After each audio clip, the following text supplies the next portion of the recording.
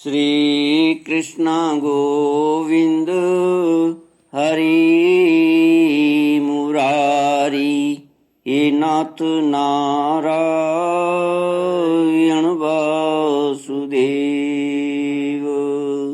श्री कृष्ण गोविंद हरि मुरारी, हे नाथ नारायण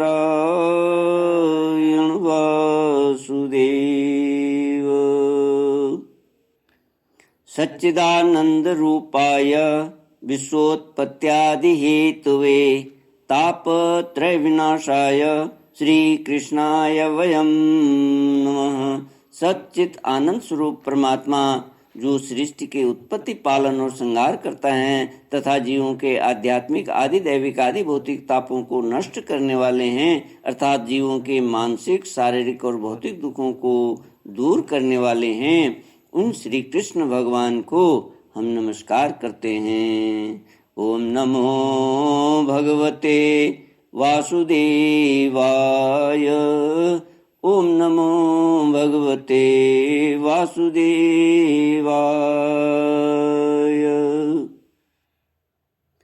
श्रीमद्भागवत चतुर्थ स्कंद अथ विंशोऽध्यायः। मैत्रेय उवाच भगवानपि वैकुण्ठः साकं मघवता विभु यज्ञैर्यज्ञपतिस्तुष्टो यज्ञभुक्तमभाषत। महाराज, पृथ्वी की यज्ञशाला में श्री विष्णु भगवान का प्रादुर्भाव।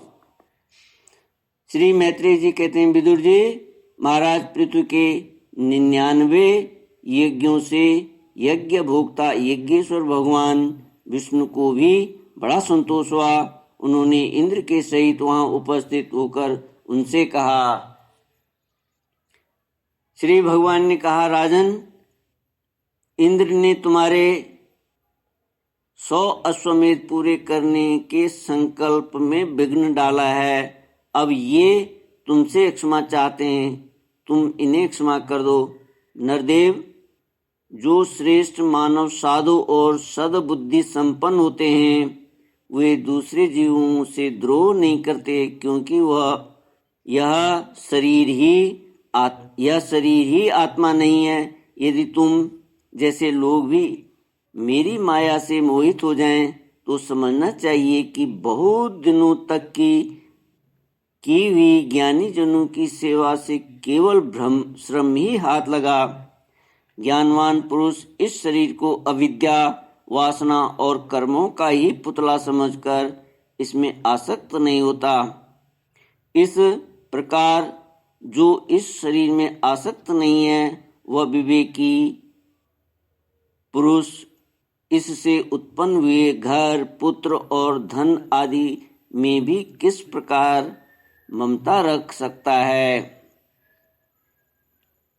यह आत्मा एक शुद्ध स्वयं प्रकाश, निर्गुण, गुणों का आश्रय स्थान, सर्वव्यापक, आवरण शून्य, सबका साक्षी एवं अन्य आत्मा से रहित है, अतएव शरीर से भिन्न है।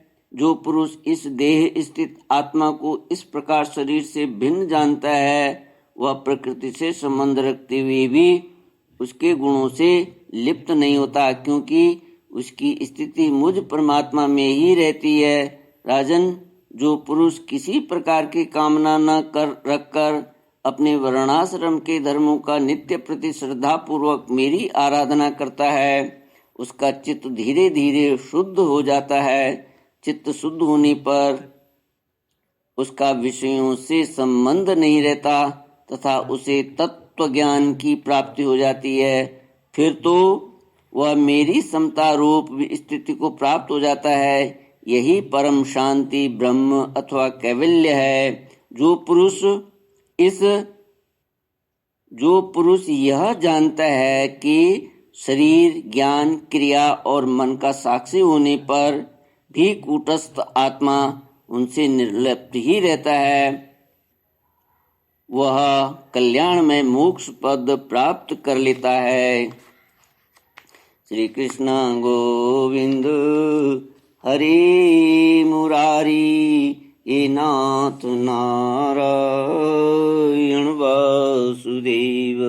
राजन, गुण प्रवाह रूप आवागमन तो भूत, इंद्रिय, इंद्रियाभिमानी देवता और चिदाभास, इन सब की समष्टि रूप परिच्छिन्न लिंग शरीर का ही हुआ करता है। इसका सर्वसाक्षी आत्मा से कोई संबंध नहीं है। मुझ में दृढ़ अनुराग रखने वाले बुद्धिमान पुरुष संपत्ति और विपत्ति प्राप्त होने पर कभी हर्ष, शोक आदि विकारों के वशीभूत नहीं होते। इसलिए वीरवर, तुम उत्तम, मध्यम और अधम पुरुषों में समान भाव रखकर सुख दुख को भी एक सा समझो तथा मन और इंद्रियों को जीतकर मेरे ही द्वारा जुटाए हुए मंत्री आदि समस्त राजकीय पुरुषों की सहायता से संपूर्ण वेदों की रक्षा करो।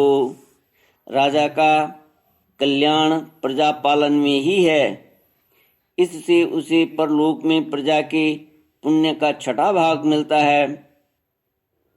इसके विपरीत जो राजा प्रजा की रक्षा तो नहीं करता किंतु उससे कर वसूल करता है जाता है, उसका सारा पुण्य तो प्रजा छीन लेती है और बदले में उसे प्रजा के पाप का भागी होना पड़ता है। ऐसा विचार कर यदि तुम श्रेष्ठ ब्राह्मणों की सम्मति और पूर्व परंपरा से प्राप्त हुए धर्म को ही मुख्यतः अपना लो और कहीं भी आसक्त न होकर इस पृथ्वी का न्यायपूर्वक पालन करते रहो तो सब लोग तुमसे प्रेम करेंगे और कुछ ही दिनों में तुम्हें घर बैठे ही सनकादि सिद्धों के दर्शन होंगे। राजन, तुम्हारे गुणों ने और स्वभाव ने मुझको वश में कर लिया है, अतः तुम्हें जो इच्छा हो मुझसे वर मांग लो। उनका क्षमा आदि गुणों से रहित यज्ञ, तप अथवा योग के द्वारा मुझको पाना सरल नहीं है। मैं तो उन्हीं के हृदय में रहता हूँ जिनके चित्त में समता रहती है। श्री कृष्ण गोविंद हरि मुरारी हे नाथ नारायण वासुदेव। मैत्रेय उवाच स इत्थं लोकगुरुणा विश्वक्सेनेन विश्वजित अनुशासित आदेशम शिरसा जग्रे हरे। श्री मैत्रेय जी कहते हैं, विदुर जी, सर्वलोक गुरु श्री हरि के इस प्रकार कहने पर जगत विजयी महाराज पृथु ने उनकी आज्ञा शिरोधार्य की। देवराज इंद्र अपने कर्म से लज्जित होकर उनके चरणों पर गिरना ही चाहते थे कि राजा ने उन्हें प्रेम पूर्वक हृदय से लगा लिया और मनोमालिन्य निकाल दिया। फिर महाराज पृथु ने विश्वात्मा भक्त वत्सल भगवान का पूजन किया और क्षण क्षण में उमड़ते हुए भक्ति भाव में निमग्न होकर प्रभु के चरण कमल पकड़ लिए।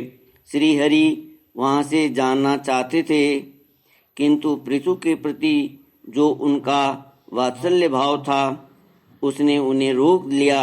वे अपने कमल दल के समान नेत्रों से उनकी ओर देखते ही रह गए, वहाँ से जा न सके। आदिराज महाराज पृथु भी नेत्रों में जल भरकर आने के कारण न तो भगवान का दर्शन ही कर सके और न तो कंठ गदगद हो जाने से कुछ बोल ही सके।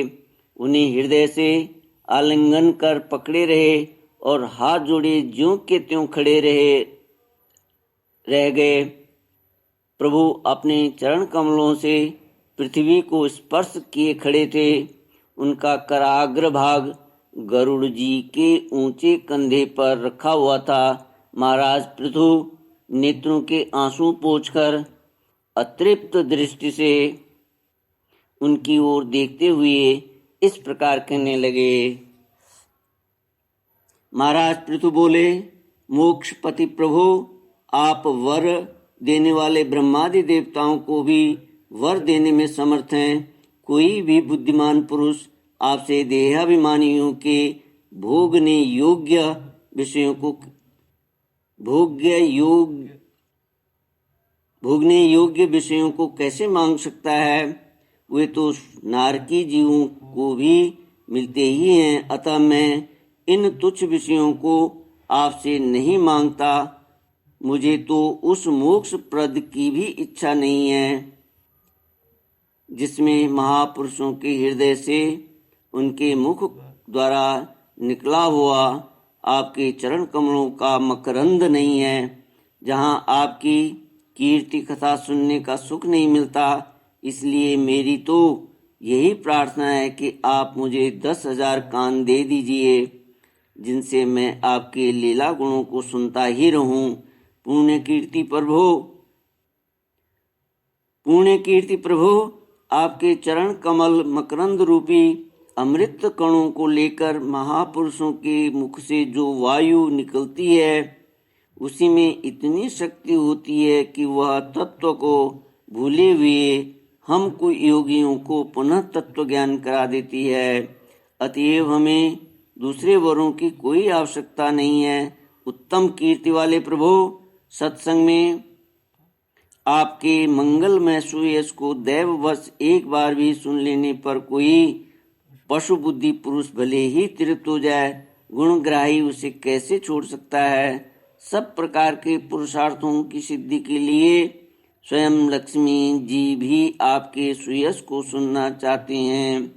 अब लक्ष्मी जी के समान मैं भी अत्यंत उत्सुकता से आप सर्वगुण संपन्न पुरुषोत्तम की सेवा ही करना चाहता हूँ, किंतु ऐसा न हो कि एक ही पति की सेवा प्राप्त करने की होड़ होने के कारण आपके चरणों में ही मन को एकाग्र करने वाले हम दोनों में कलह छिड़ जाए। जगदीश्वर, जगत जननी लक्ष्मी जी के हृदय में मेरे प्रति विरोधाभाव होने की संभावना तो है ही, क्योंकि जिस आपके सेवा कार्य में उनका अनुराग है उसी के लिए मैं भी लालायित हूँ, किंतु आप दीनों पर दया करते हैं, उनके तुच्छ कर्मों को भी बहुत करके मानते हैं। इसलिए मुझे आशा है कि हमारे झगड़े में भी आप मेरा ही पक्ष लेंगे। आप तो अपने स्वरूप में ही रमण करते हैं, आपको भला लक्ष्मी जी से भी क्या लेना है? इसी से निष्काम महात्मा ज्ञान हो जाने के बाद भी आपका भजन करते हैं। आप में माया के कार्य, अहंकार आदि का सर्वथा अभाव है। भगवान, मुझे तो आपके चरण कमलों का निरंतर चिंतन करने के सिवाय सत्पुरुषों का कोई और प्रयोजन ही नहीं जान पड़ता। मैं भी बिना किसी इच्छा के आपका भजन करता हूँ। आपने जो मुझसे कहा कि वर मांगो, सो आपकी इस वाणी को तो मैं संसार को मोह में डालने वाली ही मानता हूँ।